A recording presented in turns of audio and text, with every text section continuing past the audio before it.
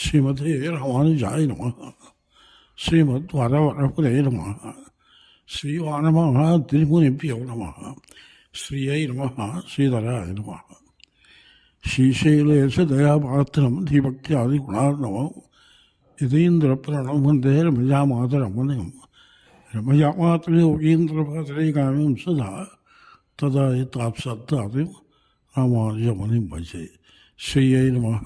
ஸ்ரீதராய நமः. அவருக்கு சொந்த ஊர் சென்னை. தற்பொழுது சென்னையில் நித்தியவாசம் பண்ணோம்.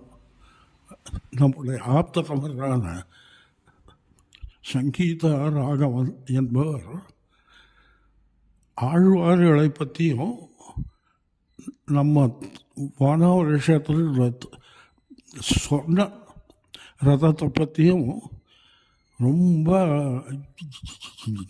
ஈடுபாடோடு கைங்கரியத்தில் வரும்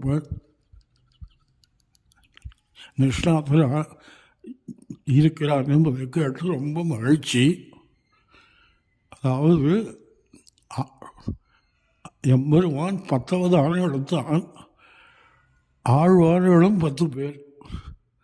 அந்த தசாவதாரம் தான் அபிநவ தசாவதாரமும் சொல்லும்படி ஆழ்வார்கள் 10 அதுக்கேற்றாப்புல அவருடைய அவதார ரகசியமும் ஆழ்வார்கள் அந்த அந்த 10 அவதாரம் தான் ஆழ்வார்களும் சொல்லும்படி இருக்குது. அந்த விவரம் இப்போ தேவையில்லை, சுருக்கமாக சொன்னேன். அப்பேற்பட்ட ஆழ்வாரோட மங்களாசனம் பண்ணப்பட்ட தலையாயில் சுவாமி நம்மாழ்வாரால் முதல் சரணாகதி பண்ணப்பட்ட அந்த தோகா திருஷேத்திரத்தில்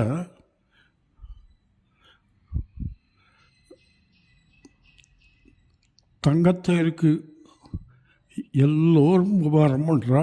இவர் முனைஞ்சிருந்து வேலை செய்கிறது பற்றி அது எனக்கு ரொம்ப திருப்தி. அதுவும் தேவநாய பெருமாளது இன்னருள் என்பதில் துளியும் ஐயமில்லை.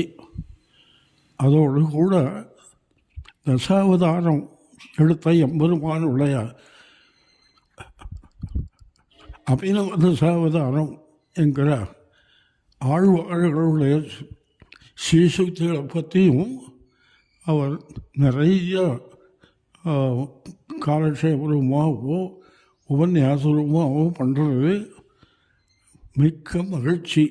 அதாவது அந்த ஆழ்வார்களுடைய கிருபை பரிபூர்ணமாக அவர்களிடத்தில் என்றைக்கும் இருக்குது, ஒரு நாளும் வராதுங்கிறது இது ஒரு ஸ்வரூப நிரூபணம். அன்னார் இந்நில உலகில் ஆசந்தரார்க்கம் தீர்க்க ஆயுசோட சௌபாக்கியத்தோட சகுடும்பமாக எல்லோரும் நன்னா க்ஷேமமாக இருக்கணும் என்று அப்படி என்னுடைய இஷ்ட தேவதையான சிவனுடைய திருவடி தாமரைகளில் அநேகோடி மங்களாசாசனம் பண்ணுகிறார்.